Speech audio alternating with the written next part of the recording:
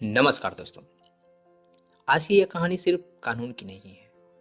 यह कहानी है एक टूटे हुए देश को जोड़ने का, एक गुलाम समाज को संविधान के जरिए आत्मसम्मान देने और दुनिया के सबसे बड़ा लोकतंत्र की नींव रखने की। दोस्तों, आज हम जिस भारतीय संविधान को किताबें में पढ़ते हैं ना, और जिसे लोग सिर्फ अनुच्छेद और धाराओं का संग्रह समझ लेते हैं, असल में वो लाखों बलिदान, अनगिनत अपमानों और सदियों के पीड़ा से जन्मा हुआ जीवित एक दस्तावेज है।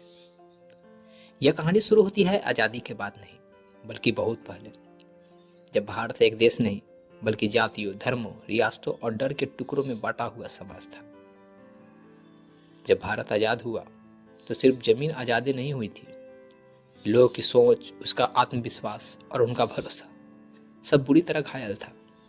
अंग्रेज तो चले गए, लेकिन सवाल रह गया था कि अब इस देश को कौन चलाएगा, किस नियम से चलेगा, किसके लिए चलेगा। भारत के सामने सबसे बड़ा डर यह नहीं था कि देश कैसे चलेगा, बल्कि यह था कि क्या यह देश साथ रह पाएगा। एक तरफ बंटवारे का जख्म, लाखों लाशें, करोड़ों शरणार्थी, और दूसरी तरफ 565 रियासतें जो खुद को भारत से अलग मानती थी। ऐसे समय संविधान बनाना सिर्फ एक कानूनी काम नहीं था, यह एक जुए की तरह था। या तो भारत बचेगा या हमेशा के लिए टूट जाएगा। और इसी डर, इसी उम्मीद के बीच संविधान सभा का जन्म हुआ 1946 में। जब भारत अभी आज़ाद भी नहीं हुआ था, तभी संविधान सभा का गठन किया गया। यह कोई आम सभा नहीं थी।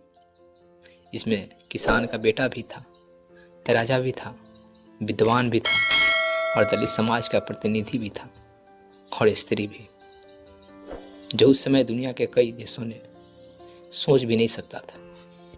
कुल 293 सदस्य, और इनमें से हर कोई भारत की आत्मा को अपने अपने तरीके से समझता था। लेकिन सबसे अहम बात यह थी कि यह संविधान अंग्रेजों ने नहीं लिखा, यह किसी राजा ने नहीं लिखा, यह किसी धर्म ने नहीं लिखा, यह भारत के लोगों ने लिखा।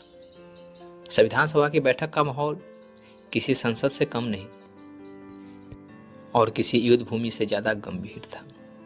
हर शब्द पर बहस होती थी, हर अनुच्छेद पे घंटों चर्चाएं होती थी। कई बार तो पूरी पूरी रातें निकल जाती थी। कभी भाषा को लेकर झगड़ा, तो कभी धर्म को लेकर डर, कभी आरक्षण का गुस्सा, तो कभी अल्पसंख्यकों की सुरक्षा पे आंसू। कई सदस्य कहते थे, भारत इतना विविध है, इसे एक संविधान में बांधना असंभव है। तो कोई जवाब देता, अगर हम नहीं कर पाए तो आने वाला पीढ़ियां हमें माफ नहीं करेगी। और इसी बीच एक नाम उभर कर सामने आता है, जिसका नाम डॉक्टर भीमराव अंबेडकर। हाँ, डॉक्टर भीमराव अंबेडकर, एक ऐसा व्यक्ति जिसने बचपन से अपमान पिया था, जिसे पानी छूने की इजाजत नहीं थी, जिसे मंदिर घुसने में रोका गया। उसी व्यक्ति को भारत ने अपने संविधान की जिम्मेदारी सौंपी। डॉक्टर अंबेडकर सिर्फ संविधान के निर्माता नहीं थे, वह दलितों की सदियों पुरानी चुप्पी की आवाज भी थे। जब संविधान सभा में समानता, स्वतंत्रता, बंधुत्व और न्याय लिखा गया, तो यह सिर्फ शब्द नहीं थे, यह उन लोगों की पुकार थी जिन्होंने इतिहास ने कभी इंसान नहीं माना। भारत ने दुनिया के संविधान पढ़े, अमेरिका से मौलिक अधिकार लिए, ब्रिटेन से संसदीय व्यवस्था लिए, आयरलैंड से नीति निर्देशक तत्व, कनाडा से संघीय ढांचा और फ्रांस से स्वतंत्रता का आदर्श। लेकिन ध्यान रहे, भारत ने नकल नहीं की, भारत ने अनुभव से चुना, क्योंकि भारत को एक मजबूत सरकार भी चाहिए थी और आम आदमी की सुरक्षा भी। संविधान बनते बनते 2 साल 11 महीना 18 दिन लग गए, करीब 11 सत्र और 2000 से ज्यादा संशोधन प्रस्ताव। हर लाइन के पीछे किसी का डर था, किसी की उम्मीद थी और किसी का पीड़ा। जब आखिरी दिन संविधान सभा में संविधान पास हुआ, तो कोई सदस्यों की आंख से आंसू निकल गए थे। ये आंसू खुशी के नहीं थे, ये आंसू जिम्मेदारी के थे। 26 जनवरी 1950 भारत गणराज्य बना। उस दिन भारत ने दुनिया को बताया, यह देश किसी राजा से नहीं, किसी बंदूक से नहीं, संविधान से चलेगा। यह दुनिया का सबसे बड़ा लिखित संविधान बना, क्योंकि भारत की समस्या छोटी नहीं थी, यह संविधान किसी एक धर्म का नहीं, किसी एक जाति का नहीं, किसी एक वर्ग का नहीं, यह उस आखिरी आदमी का था जो सबसे पीछे खड़ा था। आज जब कोई कहता है संविधान सिर्फ किताब है, तो याद रखना, यह किताब नहीं है, यह भारत की आत्मा है। यह हमें बोलने की आजादी देता है, पूछने का हक देता है, सपने देखने की ताकत देता है।